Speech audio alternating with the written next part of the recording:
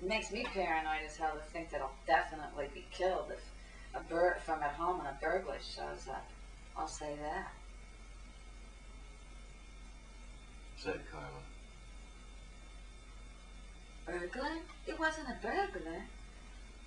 It was her Japanese boyfriend. Said Sharon. That's what was going around at the ELL back home, anyway. Well, that's what the guy on the phone said, too, or at least he said it was a personal matter. But then when I got here, everybody started saying it was a typical Korean robbery. Nelson told me it had something to do with a GI that went AWOL, said Jack. I didn't even know about it until he happened to mention it. He said if the Korean police came by, they'd just blow him off, tell him to call Mr. Kim or something. So I asked why the police would come by. I didn't think it was that kind of a police state. He said a teacher had been murdered in the apartment above ours, and that the police were looking for an AWOL GI. In the apartment above yours? My God! Said Carla. So who is it? Said Sharon. The Korean robber? The Japanese boyfriend? Or the American GI? Well, my roommate found the body. I get the idea she thought it was a robbery. Oh, that's awful! Did you say how she was killed? Yes, Sharon. No, I didn't ask her anything. You didn't ask? You tell us you're worried about thieves and you didn't even ask her anything? Sharon said. Sure, said Jack. You could have hit it around, you know. You could have said, bloody mess, that must have been. Or was she strangled? I'm a little nervous now, Keith. Seriously, we should find out more about this.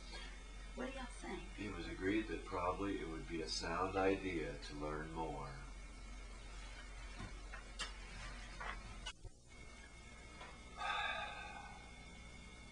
The remainder of the afternoon passed, eventually much as the morning had. Just as Carla felt that she must scream for deliverance, Benny declared that they were finished and that she would now escort them to the faculty room so that they could settle in, after which they might have dinner and return to the center to observe the evening classes on their lists. The three new teachers followed Benny out of the office and up the stairs and through a set of doors to the faculty rooms. She led them past one room with a group of tedious-looking characters bent over their desks, and to another room, identical except for the occupants and the presence of ashtrays and a pall of cigarette smoke. You do all smoke. Benny asked. They nodded. Well, there are enough empty seats here. Why don't you each choose one? As I said, the new session begins the day after tomorrow. You'll want to spend some time acquainting yourself with the library, so that tomorrow you'll be better able to prepare your classes. I'll be leaving now, but if you have any questions, I'll be around tomorrow. And with these words, she took her leave.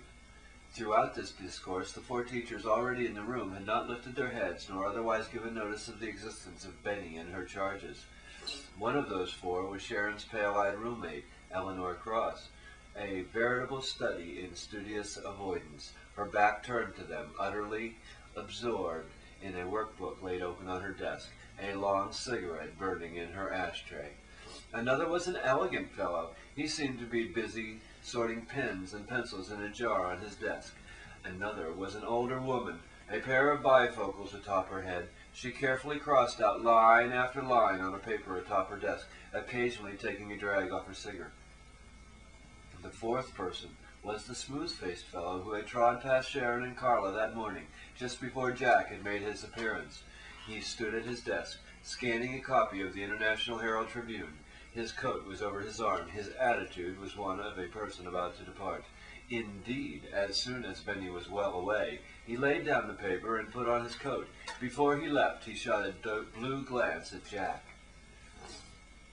"You'll be able to get back to the flat all right, will you?" he said. "Yeah, sure, no problem," said Jack. Nelson nodded and left. Paleface. Wonder where Babyface is off to. Snickered the pale-eyed woman. The older woman gave a quiet laugh. "At least they're lighting off me for a change," said the elegant man. Sharon cleared her throat. Eleanor, I'd like to introduce you to the other new teachers. The pale-eyed woman looked up from the workbook. Oh, yeah, hi. She said and turned away again. The elegant man took more interest. He laid his cigarette in his ashtray and extended his hand to Sharon. Glad to have you, Sam Lucci. Why, thank you, Sam. I'm Sharon Bangs, and this is Jax Light and Carla Winterview. Welcome to Korea. The older woman muttered under her breath. Sharon said to her loudly, I'm sorry, I didn't catch your name. Marty, said the older woman. She turned in her chair. Which of you is observing me tonight? Me, I think, Jack said. Well, I wouldn't take it personally if you decided not to show up. Marty said. She arose and locked her desk. She went to the coat rack and slid on her coat, and she left. Eleanor Cross and Sam Lucci were bestirred themselves to leave as the three new teachers puttered about their three new desks. As Eleanor passed her to get to the door, Carla understood what Sharon had meant. Her pale eyes seemed not to look at Carla at all. Sam was the last to leave. He stood at the door and drew on a pair of sleek gloves. See you later, he said. For a moment it seemed he would say something more, but then he merely picked up his briefcase and left. The three new teachers looked at each other. A sociable bunch, said Sharon. Let's get the hell out of this place, said Jack. Their departure was stalled by the arrival of a remarkably pointy-faced woman, her chin sharply whittled, her upper lip deeply notched, her nose a thin wedge, her fine puckered eyebrows pointing like arrows to her scalp. Hey, how's it going? You must be the new teachers. I'm Patsy O'Hare. Welcome to the Monkey House. Introductions were made, and Sharon asked Patsy if there was a restaurant nearby. Sure, I'll walk you down, said Patsy. It was just 6 o'clock, but darkness had already fallen, and the same narrow street they had seen by day seemed transformed by night.